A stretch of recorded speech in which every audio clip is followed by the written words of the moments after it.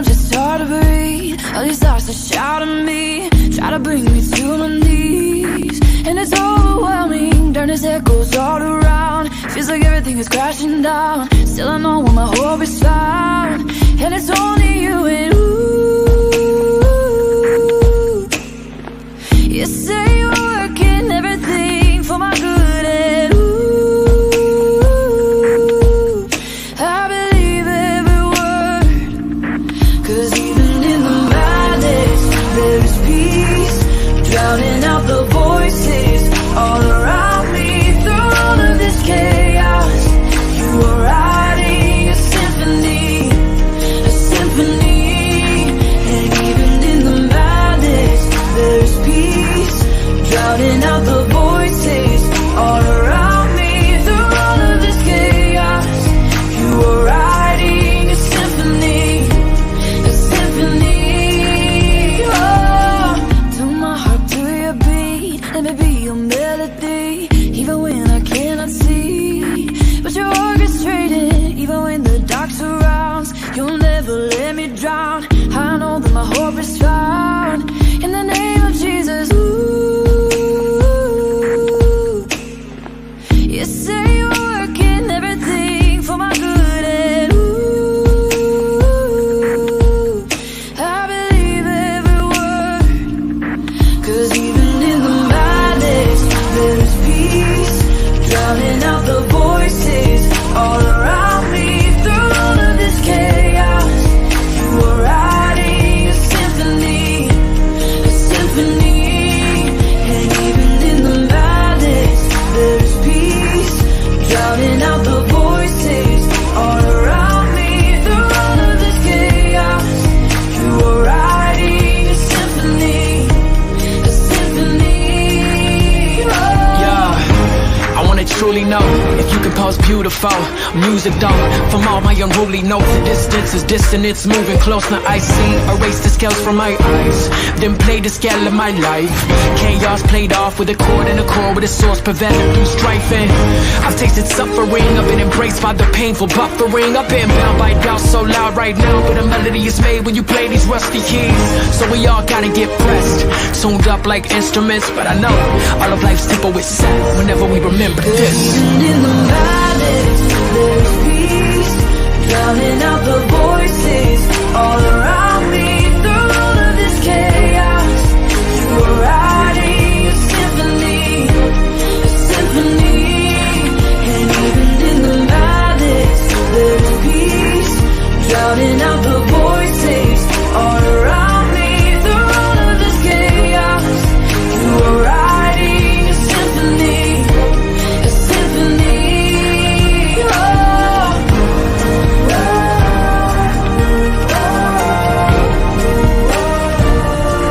a symphony. A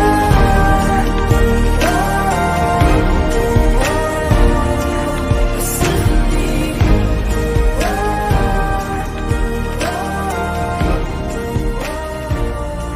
A symphony.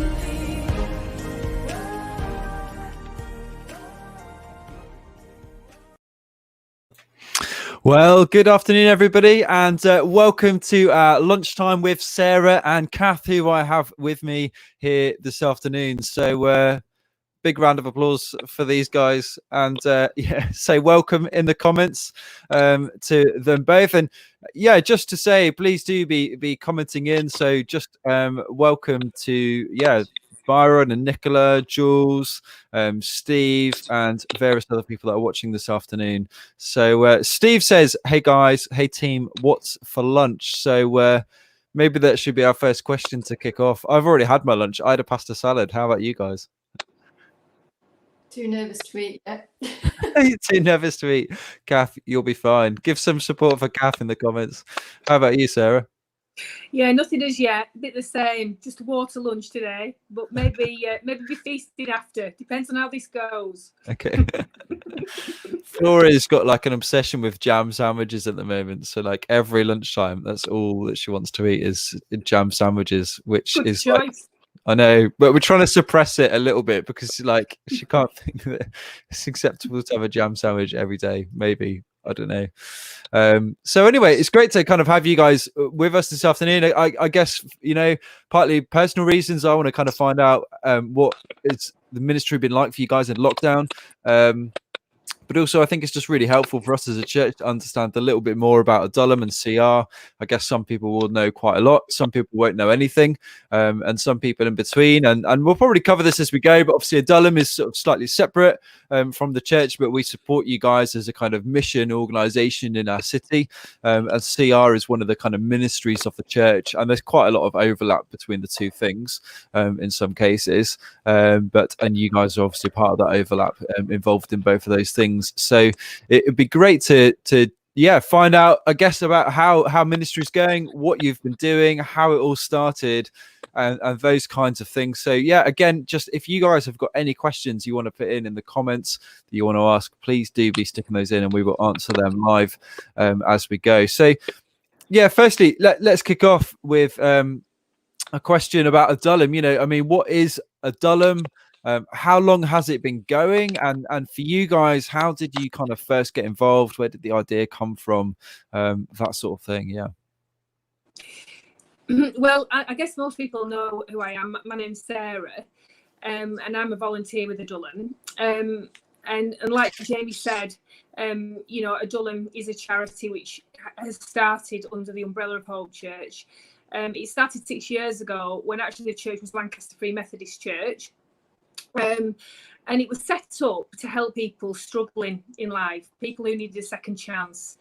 And really what we've been looking to do is to provide a safe community where people can make friends, but also work through some of their struggles so that they're then free to fulfill their potential. So that's kind of what the aim is. And I've been involved since the beginning, 6 years ago, but I became more actively involved 18 months ago when the funding ceased. So I decided to step in as a volunteer at that point, purely to keep things running, to keep the courses running, and to be a part of just continuing the help that we offer to the people that we already have in our community, really. Yeah. And also, a real heart of it is to support the local statutory services in the city as well. I guess, one of the things that's two things that have inspired me to really get involved is one, people close to me who have suffered with mental health issues themselves. And then secondly, and in a way, this kind of goes hand in hand with the first point, and that is that this sort of stress and strains on the mental health services in the city. So those are the two things that really spurred me on to get involved with it. Yeah. I guess kind of leading on to that, we'll probably talk in a second about kind of what it actually looks like in terms of the courses that you run and that sort of thing. But just a kind of question that occurs to me as we're going. How I suppose sometimes I've been thinking about this question because we've been running the support line as a church as well, and in a way we're probably occupying similar territory, doing different things but working with vulnerable people in the city that need assistance. And the question that's been on my mind is, where do the kind of, I suppose if you rewind back maybe 100 years or so, or even further, obviously much of the welfare of people was cared for by places like the church. And nowadays, the state does a lot more. And we were talking about this last night on the podcast. The state does a lot more than it used to in terms of social services and all the rest of it, and the NHS and all these wonderful things that we have. How do you kind of see the relationship working between statutory bodies and the church? And I hear some people saying, the church should focus upon the gospel and take a step back from that stuff because it's kind of covered by the sort of statutory services, and then sort of see other people taking a very different approach to that, which I guess would be the kind of category that you guys are in. And so I'm trying to work out in myself, what does a healthy balance look like, and how do we kind of, I guess, have an appreciation for what it is the statutory services do without trying to undermine or compete or But yeah, I suppose the question I'm asking is, where does the church fit today in regard to helping vulnerable people? Yeah, well, I guess my take on that would be, the statutory services do an amazing job. And there's just no two ways about that. And there are things that are out there, for people to link into, and a lot of people do. But I think from my personal experience of journeying with people that have been close to me through it, is that it can take some time for that to happen. And certainly Adullam's role is just helping to bridge some of that gap. And it's not in any way competing with the statutory services. It's really standing in the gap of some of that. I think for us personally, there's no agenda. Our sort of mantra really is to love and to support, and also that we're not here to fix people. That's beyond our control. But what we can do is provide people with tools. And I see the church is actually as a community just to love people. Nothing more than that. Not on an agenda. We're not here to convert. We're here just to love. And I think certainly for me, that's very much my heart. But if that answers your question. I don't know whether, Kath, I'm just conscious of you in this, and that you haven't introduced yourself yet as well.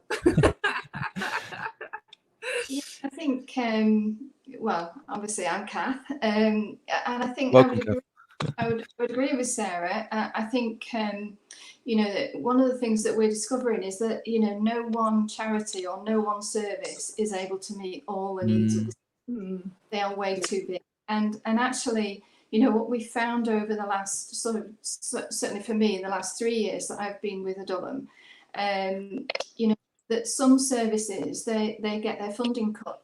There's in the last sort of 6 months, there have been 3 significant services in the city that have had their funding cut. And when their funding cut, that's it, and actually one of the things that we as Adullam want to be, and obviously the church in that too, is consistent.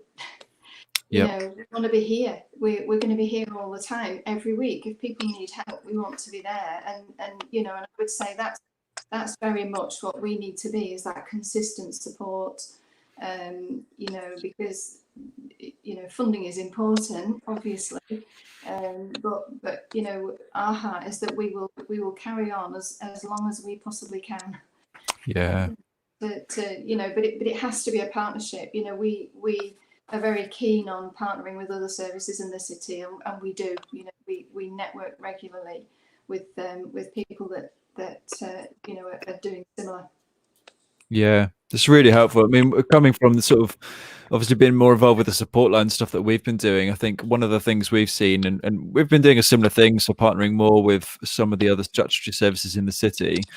But maybe you found this as well, that we've just found basically because we're a lot smaller and the kind of organizational structures are much more flexible, it just means that we can pick things up and fill gaps very quickly, where it takes the statutory services a very long time to work out how they're going to plug those gaps.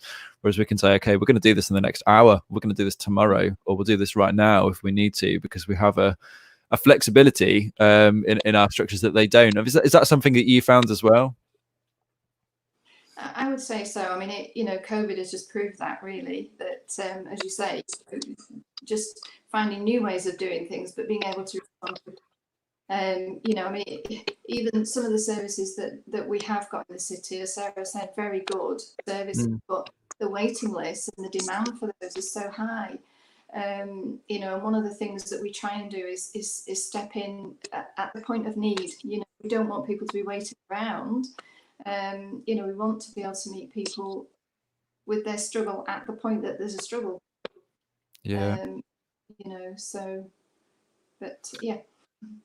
I think another thing is as well that, often these things, because of the funding, it can last a certain period of time. And you can't expect for, somebody to be seen year in, year out over an issue. But unfortunately, I think there often can be so many years of hurt behind a situation that it doesn't just get resolved over 8 weeks. And this is where community and genuine friendship and love comes in, and just being there. And that's something that we see a lot, really. People can even drop out of our services for a little while and then come back when something else arises, because they've built that trust, they've built that understanding, and we're still there. And we will be there. And I think that word community is so important, isn't it? And I think that's probably the key thing that organizations such as Adullam and the church generally can provide, that maybe the statutory services can't in the same way, in that it's not a big organization, but essentially is a community of people that are there to support, love and care for one another. And I'm sure to an extent some of that comes through the sort of statutory services, but I think there's that for me anyway, I see that as the kind of big gap that we can be kind of plugging in, filling in, which is so important to people's holistic care in the midst of it all. You think if somebody breaks their leg, which is different, but in some ways similar to a mental health thing. Of course, that person who breaks their leg needs to go to the doctor and have a cast put on or whatever. They don't really do that anymore, do they? But give them crutches or whatever. But they also need like support and a whole range of other things from their friends and family around them to kind of care for them and cook meals for them and whatever. And I think it's the same way, isn't it? For whatever it is that people are going through in life, they're going to need professional help and support in some level, but they also need that community around them that's going to care and look after them, and as you said, give them some of the tools. I've just seen a comment come from Jules, just explain that really well. She says cutbacks to the mental health services have had a detrimental effect on our local community. The services that are left are so overstretched, and the waiting list alone at present for CBT is 9 months plus, which is a long time if you're struggling with something that you want cognitive behavioral therapy for. Adullam provides support and groups that can offer some of the tools covered by CBT. They provide a safe place to be able to offer as much support as they can. Sarah and Kath have been doing an amazing job. Lancashire Wellbeing has had their funding cut. Adullam provides much needed support. This is brilliant, and fantastic comment, and credit to you guys for what it is that you're doing. It's just amazing. And maybe we should now talk about kind of what that provision looks like and what kind of stuff you have been doing. But before I ask you that, just to say at this point, if you're tuning in and you are somebody who's on that waiting list for 9 months, or you feel like this is actually something as a sort of something you want to access with to help you in this current situation, like we're partly doing this to raise awareness, so that if you just happen to be catching this video now, you can get in touch, message our Facebook page, and we can put you in touch with Kath and Sarah to work something out. But let's move on. So tell us, guys, another question that I also had, which maybe we could do first, is why is it called Adullam? So why don't you tell us why it's called Adullam, and then why don't you tell us kind of on a week-to-week basis, what does it look like? What do you do on the ground with people? Yeah, so like I said before, Adullam started 6 years ago, and it started out as just purely residential programme, using a house that belongs to Hope Church. And so the name comes from a story in the Bible, and it's a story out of 1 Samuel chapter 22. And there's a guy in that book called David, and he's running from a guy called Saul. And he finds refuge in a cave, and that cave is called Adullam. And then what happens after that is people from the society, relatives of his, but also other people who know and have heard of David, also go to the cave. And these people are marginalised, and they need refuge. And so they find this place a safe place, and that's why where Adullam got its name, because we just want it to be exactly that. We want it to be safe. We want it to be a refuge. And in the last couple of years, linking in again with the mental health side of things, that's why we branched out in the community side. So we're no longer just residential. And then that also led us on to becoming our own charity. So we came away from Hope Church, and we're now completely separate to them in that regard. in that Hope Church is its own charity, and Adullam is separate to that, and it has its own charity number and its own, you know, trustee structure and everything. And so, yeah, that kind of happened 2 years ago now. Regarding courses, we run various courses, various community things that we do. We have a coffee morning and a craft group that we run on a Tuesday morning on alternative weeks, and we're still doing that via Zoom, just to add. But then we also look at important life skills as well. So we teach to cook. So we teach to cook on a budget. So we look at ways of teaching people to cook healthily, but also cheaply. But then we also offer mental health support through this CBT course that we've already touched on, that's called Living Life to the Full. And then that links into our 12-step program that runs week in, week out, which is called Celebrate Recovery. And that looks at how to deal with some of our hurts and hang-ups and actually start to work at the root of issues. And then in there, we also run an employability course as well, to help people get back into work. And that, in a nutshell, is kind of what we do.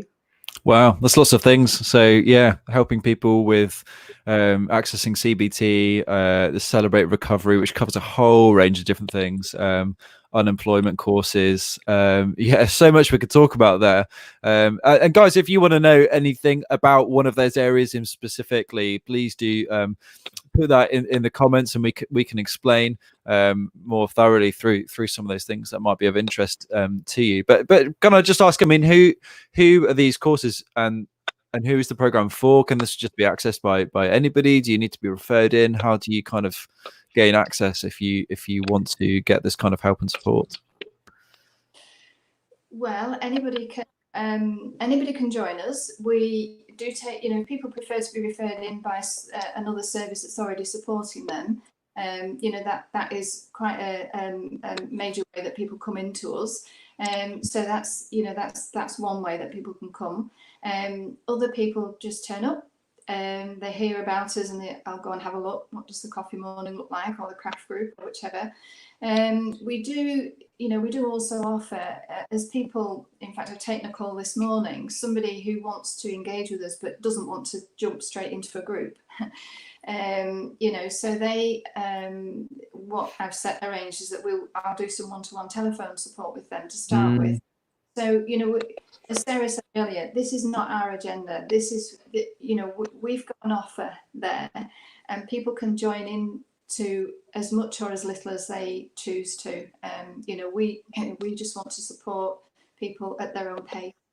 You know, it's so yeah. So they can be referred in through other services, GPs, or they can just come along themselves. Yeah, that's really helpful. We've got a couple of questions coming in, might be good to kind of cover. So one from Byron says, can Adullam provide training for volunteers to provide counselling or cognitive behavioural therapy? And then Steve sent in a couple of questions. What do you guys do or would like to do to prevent some of these issues at source? Really important question. And what are the sources and causes of these social issues? That's a big question too. So I don't know if we want to just tackle that one from Byron first and then move on to some of those ones from Steve. Yeah, I mean, it's something we're looking at the moment, actually, is running some training. I mean, a lot of what we do has got a framework around it. We've got to emphasise here, we do not fix, we support and we provide tools. So we look at empowering the individual, and we look at supporting the individual through these issues. So like the course of Living Life to the Full provides a lot of those tools within it.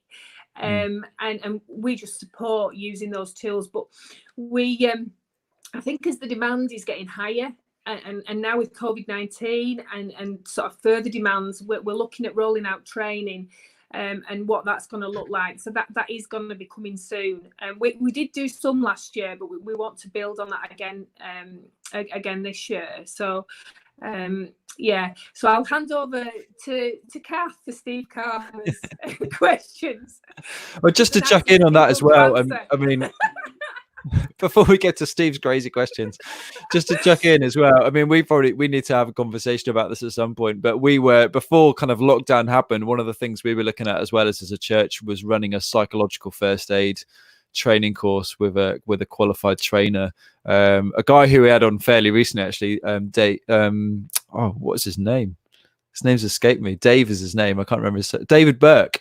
So he was a church pastor. Now he's kind of full time, basically helping churches to get people qualified as psychological first aiders.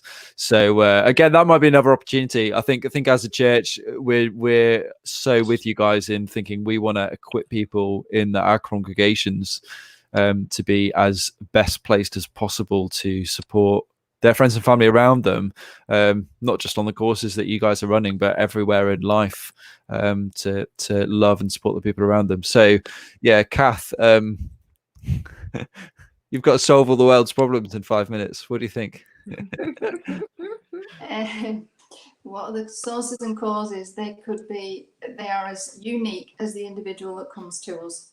There will be some generic type problems that perhaps have emerged during childhood. Some people have been through some horrendous trauma in their lives, and that influences you. As you go through life, we talk about this in Celebrate Recovery, that as children we develop coping mechanisms that often we continue using. I know I found my own recovery that we continue using in adulthood, but actually as an adult they don't work, and they restrict us. They don't help us to build healthy relationships. So sometimes the causes go way back as far as childhood. Sometimes it's not that. It could be a recent event or tragedy that somebody's experienced, loss of the job, loss of a loved one, and suddenly the world has been tipped on its head and people don't know how to cope. And so we find that we do what we do best, and that's just start to isolate, because you start to think there's only you that's got a problem. And as we isolate, that it just leads to more issues, really. That, as you said at the beginning, that sense of community is so important. Because we can find that we're not on our own. Sometimes we can think that we're the only person who's got a problem. When you chat with other people, you suddenly feel normal when you hear other people have got other problems too. So the causes and the sources, I'm sorry, they'll be as unique as the individual. But what we want to do is try and help the individual just unpick what that means for them. Yeah, and it really strikes me, as you've been saying that as well, just the relevance to this particular moment. I mean, people are probably sick about hearing about COVID-19 now, but obviously that could well be a significant trigger point for trauma for lots of people. And then you say the kind of natural response to that is isolation, which is no longer a choice for lots of people. They'll actually find it very hard to find community where they can find that kind of acceptance. And so I think for all of us, this has got to be something we in the coming probably years we're going to have to think very seriously about, because to an even great, I mean, it's been growing. It feels like it's been a growing thing anyway, but the fallout from this particular period in time, could be really quite significant, couldn't it, in the coming weeks and months? And we don't, I suppose, yet know exactly what that's. I'd imagine you guys are coming across something already, but I'd imagine there's a whole tidal wave of stuff still yet to come as people have the courage to come forward with their issues, which is probably an encouragement for people that might be watching this now, to just say, yeah, I think what Kath is saying is so right. You need community, and to not just hide yourself in isolation and using the lockdown as an excuse. There are people that can help you now, and want to kind of support you through this time. So please do get in touch if we can if you think you need help at all. So yeah, let's move on. I was wondering if you could tell us a little bit more about Celebrate Recovery in particular, in the midst of all of that, kind of organizationally kind of slightly different because it's kind of stayed as a Ministry of Hope church. And I know we had some baptisms recently where we had a number of people just kind of saying how much Celebrate Recovery had changed their lives, which is just amazing to listen to. And I'm sure some of them are watching right now as well. So please comment in if that's you and let us know how you found Celebrate Recovery. But yeah, tell us a little bit about Celebrate Recovery. Where did it originally come from? Who is it for? What does it look like? Okay, well, Celebrate Recovery started in the States, and it began as a 12-step program in a church called Saddleback, for those who've heard of it. And it basically was designed to support anybody with a hurt, a hang-up, or a habit. I think the person who originated Celebrate Recovery discovered that, you know, he was going to his own 12-step meetings, but wasn't allowed to talk about his higher power. And how that might help him, which is, you know, what the steps are very much based on. But yet when he went back to his church, he didn't find anywhere in church he could talk about his struggles. And so bringing the two things together, you know, Celebrate Recovery is designed to all got hurts, because we've all been hurt by people and we've all hurt people. And what happens is when we leave those things undealt with, then they can lead to some sort of difficult hang-ups, which really do lead to some harmful habits. You know, as I alluded to, that the harmful habit could just be isolation, but it could be much, much worse. Yeah. So, you know, Celebrate Recovery recognises our need for a higher power, as all the 12-step programs do. In Celebrate Recovery, we do give him a name, and that's God. But it isn't a prerequisite that somebody believes in God to come to Celebrate Recovery. You know, that we really don't. That's not the premise here. The premise is that it's a tool that we want people to use to find recovery and freedom from their struggle. So we've been running Celebrate Recovery at Hope Church in Lancaster for since 2011, so 9 years. We meet every Tuesday evening there, and we, you know, as we said before, we run 50 weeks of the year there. So, you know, it's a group. There's always a group for someone who wants support. We welcome anybody and everybody who's serious about finding freedom from their struggle. And so each week, how it operates, we look at a particular step together, and then we break out into gender-specific small groups, and that's really where the work begins. You know, as we all explore what the step or the teaching means for us as individuals in our own lives and in recovery. And at Adullam, when we ran our first Living Life to the Full course, which is an 8-week CBT course, we found at the end of it, our participants were looking for more. You know, they sort of said, in 8 weeks, we've only just begun to scratch the surface of our issues. What else is there? You know, so we then decided to expand Celebrate Recovery. We include a Wednesday morning group. And again, that runs every week during term time, you know, just to provide that ongoing and necessary support. And, you know, I have to say, it's a program, you get out of it what you put into it. And we are seeing people really engage and get a lot from the group, you know. And so the stories that you hear, it's testament to the guys and the work that they're putting in. You know, we just facilitate. The real work is done by the individuals themselves, and you know, it's hats off to them, really. Yeah. So it sounds amazing. So it's a 12-week rolling course, and then when you get to the end, you just kind of roll over and start again. Is that the way it works? No. In the evening group, we do the 12 steps over 12 months. Yeah. Okay. Yep. And on a Wednesday morning, we do the 12 steps over an academic year. So it runs through school term times. Yeah, that's really helpful. And then does it start again the next term or the next year? You start from the beginning. Yeah. And do you get people that just kind of stay with you the whole time and never leave? Great. I'm not surprised. Community is what it's all about, isn't it? It's what we all crave. There's something in us that craves community. Isn't it? And it's also, because step 12 talks very much about giving back and helping others, so my recovery begins when I start to help others. And certainly for me, I mean, I've been at Celebrate Recovery 10 years, and I can't ever see me leaving, because, whatever my story can help someone else, then I want that to happen. So that's, we've got some very long-term participants, but we don't make people stay. This is all individual. You don't lock the doors, and they can never come out. I mean, would you say that's the kind of key changing point for people when they start doing or living life for somebody or something else? I just kind of wonder what it is that's, it must be amazing watching people kind of go through this process again and again.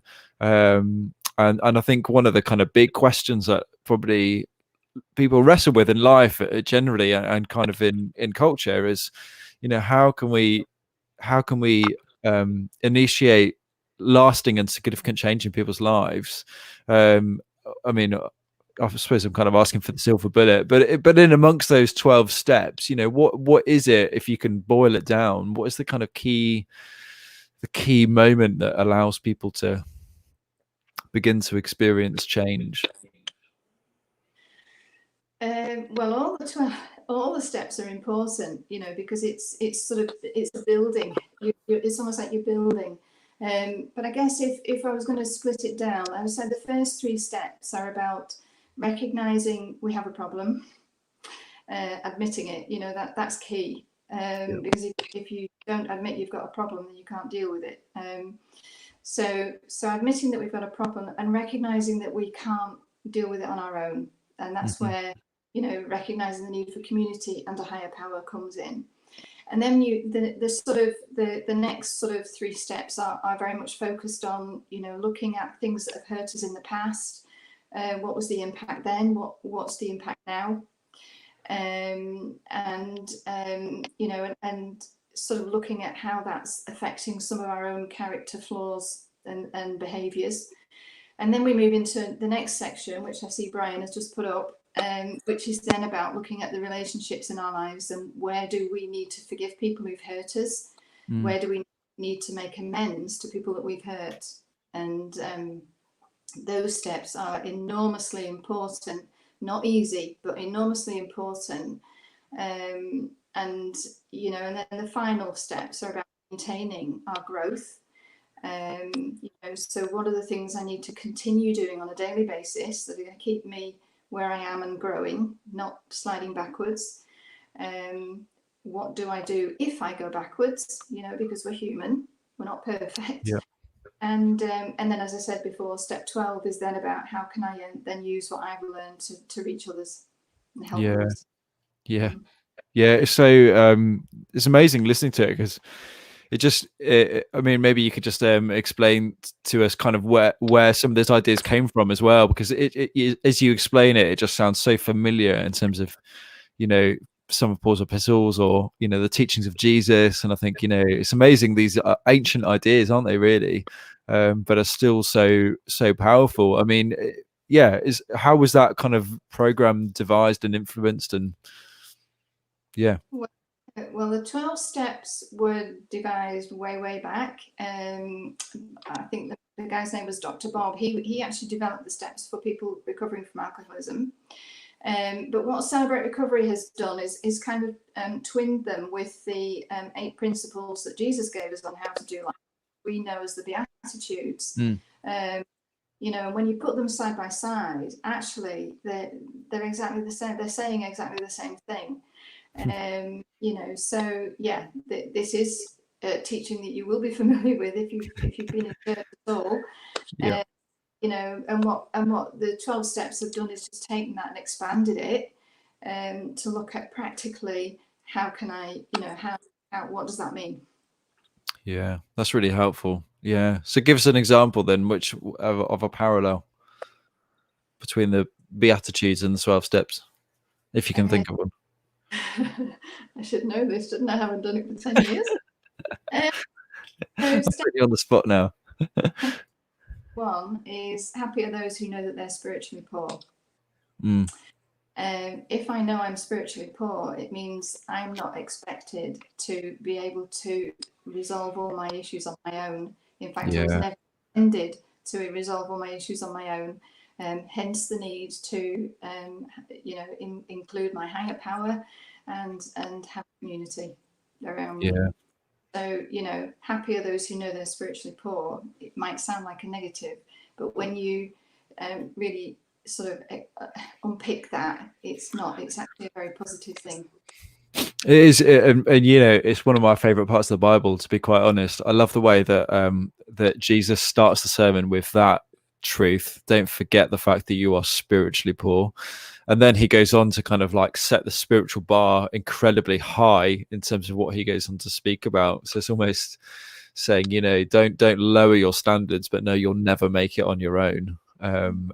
Which is where we have to appeal to a higher power, to God himself, to help us, isn't it? So yeah, I mean, we might have covered it already, but Steve says, what makes it so effective?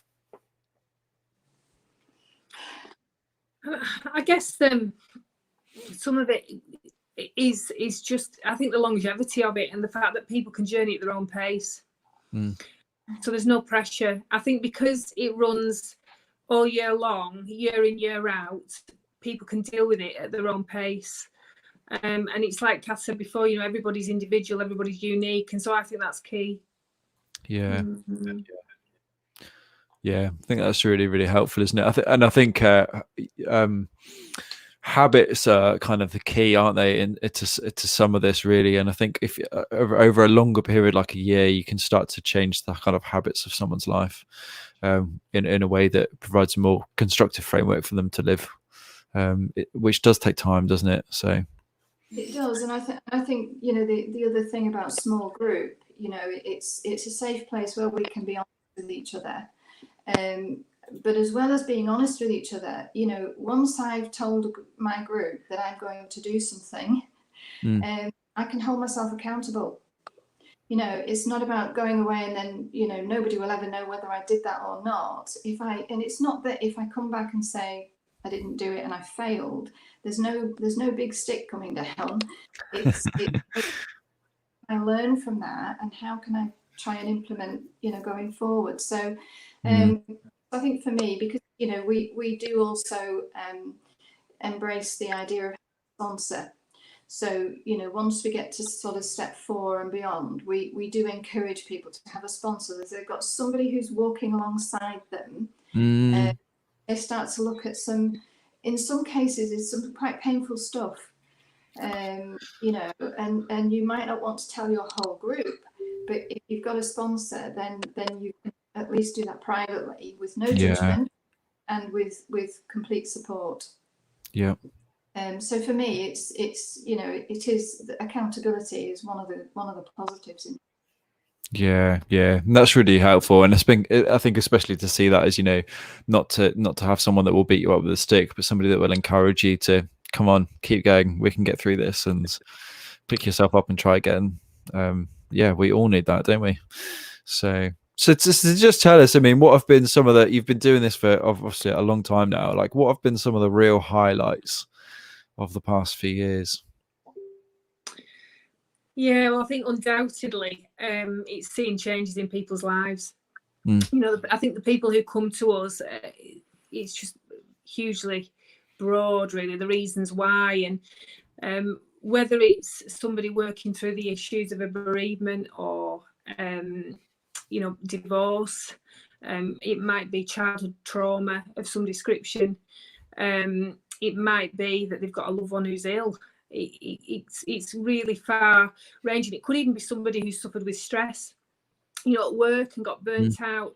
There's all kinds of reasons behind sort of mental health and the reasons that people struggle. But I think on the flip side, when you see people work and start to find freedom out of that, but also you see practical things happen, like we've seen parents reunited with children. We've seen people write their CV for the first time. We've then seen them gone on to get a job. We're seeing family relationships being restored. There's just every single one of those is a victory, and it's just like it's something just to be celebrated. And so there's just loads of highlights, you know, along the way. There really is. Yeah, just I mean, seeing people change never gets old, does it? It's exciting every time, and always different as well. So how about you, Kath? Yeah, I think I would agree with Sarah. I think, you know, every single person who comes through our door is really special to us.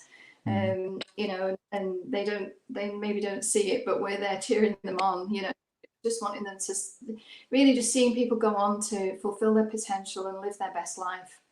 You know, it's a tragedy when we see how, you know, hurts and habits can just hold us back. Yeah. You know, and as people start to, it's almost like see the chains broken and, you know, free of that. You know, yeah, there's been so many. And, you know, one of the things that we've been doing during the lockdown, we have been airing a number of regular slots on Facebook. And one of those slots on the Sunday afternoon is where we've now got some participants who have written their stories for us. And so we've got a lady who's reading those stories anonymously on a Sunday afternoon on Facebook. And I would encourage anybody to sort of tune in and listen to those, because they're really encouraging, you know, and it just gives a sense that whatever you struggle, and we've all got struggles, let's be honest, you know, whatever you struggle, you know, we're not on our own. There will be somebody who understands exactly how we feel, you know, and yeah, so, and, you know, for me also, it demonstrates that there's hope and things can change. Yeah. It's amazing, isn't it, how deeply embedded in the kind of human consciousness it is to kind of desire and seek kind of restoration and redemption. Like, it's just so inbuilt within us, isn't it, to desire it, and just is a wonderful joy to kind of see that happen and unfold in someone else's life. Yeah, in a weird way, even more so than it is in our own lives, in a way. And I think, you know, it's, yeah, we love it. Obviously, there's great personal benefit when it happens in your own life, but as you watch it happen in someone else's life, it's somehow just sort of special on another level. I think, especially when you've been a part of that change. Yeah, it's just beautiful. Things to kind of watch and witness. So just, yeah, keep going, guys. I'm encouraged just chatting to you, and we'll put a link in the description to or in the comments to those videos Kath was talking about, so you can check them out for yourself. Yeah, I'm just thinking though, what are you kind of, I mean, you've alluded to a little bit already about what you're doing during lockdown, doing some stuff on Zoom, but I also wonder both what are you doing now, but what are you kind of planning on doing?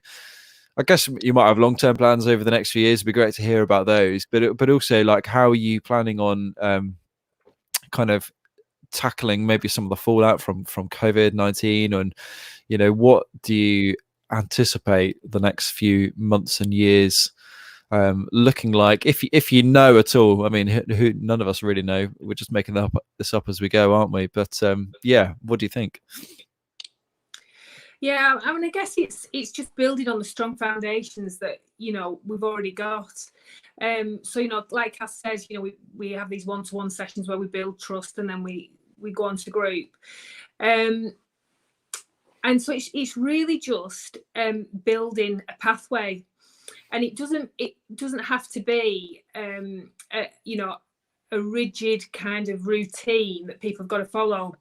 A word that you used before, Jamie, was holistic, and you know, that's absolutely right, because it needs to be something that person, it fits with them and where they're at, and so really that's what we're looking at doing, is building a pathway. Because one thing that we do know is that, you know, each person is unique and has got loads of potential, and that's what we're looking at eking out through, like I say, not fixing but using tools. I think one thing that we do feel quite passionately about is that, you know, things nowadays can get boxed off, not always, but, you know, we live in a time when everything's kind of measured or targeted. And often, like even academically, you know, you've got to reach certain goals, certain grades. And if you don't, and social media can be, as much as it can be useful, it can be harmful in this as well, where it can make you feel like you're not making the grade. And we want to push against that, really. And so what we're looking at on this pathway is, how do people come to realise the potential? How do they understand that them being unique, even though it might not be academically unique, for example, can be something that can be celebrated? And so we want to actually look at, how do we build a structure, build a framework that can still be flexibly used to see that person maybe go off into further education. Maybe there's a dream they've got where, you know, they've always wanted to become an engineer.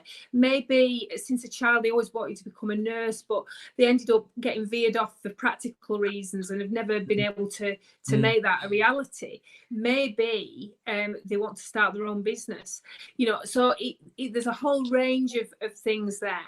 And what we want to keep doing is not rushing, but also just quietly keep building on what we've already got, to actually put that kind of structure and framework in place, and so that we can continue, a bit like what we said before about, you know, we've got people who dip in and out. We want to be there. We don't want it to be that we build something that we can't sustain. We want to do it in a way that is sustainable, and that people can actually even have a seed sown in the mind, where they think, do you know what, I should go back to that. I should go back and actually they will help me, and they can point me in the right direction of where I can go for that advice, or where I can go for that education, or where I can go for that training, whatever it might be, and that they know that they'll get that support over the next few years. Yeah, that's amazing. And I love the way that you've kind of separated as well, talking about that pressure for success versus people finding and fulfilling their potential, which I think is just a great and a freeing thing in the world of Instagram and Facebook. That pressure to look a certain way and perform to be a certain person is just absolutely massive, and actually often inhibits people from fulfilling their potential, because they're pressured into being somebody they're not, because they have to look and appear in a certain way to fit in with whatever has been put upon them. So yeah, I'm really excited. I think that's a great thing to be doing for people. And yeah, I'm praying that just every success. And I love the fact that it's just kind of really clearly as well out of a kind of really, I suppose a biblical understanding of, you know, we've been talking a lot in some of our recent videos about the idea of Eden 2.0, and kind of recapturing the potential of, I suppose, how we were originally made and created, and yeah, I guess discovering our true humanity, which is, I suppose, what you're talking about. And I think a lot of what we are, the ways in which we're encouraged to achieve at the moment, feels like a very plastic version of what real humanity looks like, and to help people discover, and almost like the way you're describing it is almost like an unearthing or a revealing of their, you know, it's not like putting stuff onto kind of allude to a plastic version of themselves, but stripping things off to find their real earthy human self and to live in the fullness of that potential. It's just it's a beautiful image. So yeah, we've got a couple of comments. Jules says every unique person has their very own unique gift. We don't always see it in ourselves. Others see it and encourage us. I think that's so true, isn't it? And I think that's probably where you guys can really help people as well, isn't it? Is by spotting other people's gifts and encouraging them. Because I think sometimes we're quite blind to what our own gifts are. Leanne says, what a fantastic long-term investment into people's lives. Great work at Dulham. And praising hands emoji. So yeah, it's been amazing. Yeah, thanks so much for coming on, guys. Before you go though, and we wrap this up, I just wonder whether I could ask, you know, how can people help and support and kind of be a part of what you're doing, whether that be kind of on the ground part or more of a kind of supporting from the sidelines, cheering you on part of this. I think we've already alluded that you're probably going to have your work cut out even more in the in the coming weeks and months after this crisis kind of starts to bear out all of its implications. And so you're going to need all the help that you can get. So how can people support you and be a part of what it is that you're doing in a kind of support type role? Yeah, well, I mean, the more support we can have, the more people we can support. It's quite simple. So if after hearing some about what we do, and you think you'd like to explore it a bit further, get in contact with us, there's loads to do. There could be 100 of us, and I don't think we'd really scratch the surface of the need that's out there. So get in contact and we can start a conversation around that that will be absolutely great. And it might be as well that you don't have the time, but you also still have a heart for this. It might be that you yourself have been like us, where you can see through people that you've supported and cared for the fact that there is a massive need, and that it takes time to get help and support. And it might be that you don't have the time to help, but you could give financially, perhaps. There's details on our website of how to give, and there's a standing order form on there. Obviously, the support financially and men on the ground is just imperative, just like with anything. It's not rocket science. Yeah. And in any way, shape or form, if you have a heart to support us, we'd like to talk to you. Yeah. And the thing that I always encourage people when we talk about support, especially financial support, is that it's, in a way, support is about it's partnership. And I think if people are investing financially, they're in it with you. And so just encourage people that are watching, if you do want to be a part of this, it's not just a case of giving away some money, but it's actually, by financially investing in it, it's sort of becoming part of the team of what these guys are doing and enabling it to happen. Because at the end of the day, it's finance on the ground that often is the key to unlock things. So it's a great way, for people to just actually be involved and to partner with you guys in doing it by, I guess, putting our money where our mouth is and financially investing. So just really encourage people watching to consider that, and to be praying as well, just for these guys personally, but also kind of for the organization and courses and all the rest of it, for just every blessing and success. So final question for anyone who might be watching that wants to kind of access any of your courses, services, help, advice, whatever, what do they need to do? Where do they need to go? Well, anyone can contact us either by email, and we can share the email address in the link with this video. If you send us your name and your phone number, we can give you a call back and just have a chat with you about what we offer. Maybe, just have a chat through what might be relevant for you. We're not, as I said before, we don't want to throw people in at the deep end. And if what somebody needs is a one-to-one telephone support for a while, then we're happy to do that. We are running also our coffee morning and Celebrate Recovery groups online on Tuesday and Wednesday morning, respectively. So, again, if somebody just wants to dip their toe in the water safely from behind the screen, then, again, drop us an email and we'll send you out the link. And so contact us by email. Or if they go on the website, there are other contact details, such as a telephone number if somebody would rather speak. Brilliant. I'll update the description and put the website in and some of those other details as well, so that you can get a hold of them. And these guys, I'm sure, will stick stuff in the comments. So please do check back and find that stuff if you need it. Last comment there from Leanne. What a fantastic long-term investment into people's lives. Great work, Adullam. So yeah, fantastic. Oh, and Jules says the first step is always the hardest. If you're interested, please contact Adullam. You won't regret it. It will be one of the best steps forward you've ever taken. A safe place for all. So yeah, just take that as an encouragement, guys. If you are struggling in the midst of isolation, whether that be a self-imposed isolation or part of the lockdown, please do reach out for help. There's a group of people here that just want to support you, love you, and help you get through whatever it is that you're going through. So please do get in touch. So there we are. Thanks so much, guys, for coming on. It's been great to have lunch with you, even though we've not actually eaten anything. But it's been a really pleasurable lunch anyway. So yeah, we'll say bye for now, and we'll see everybody soon. Bye-bye. Bye, everyone.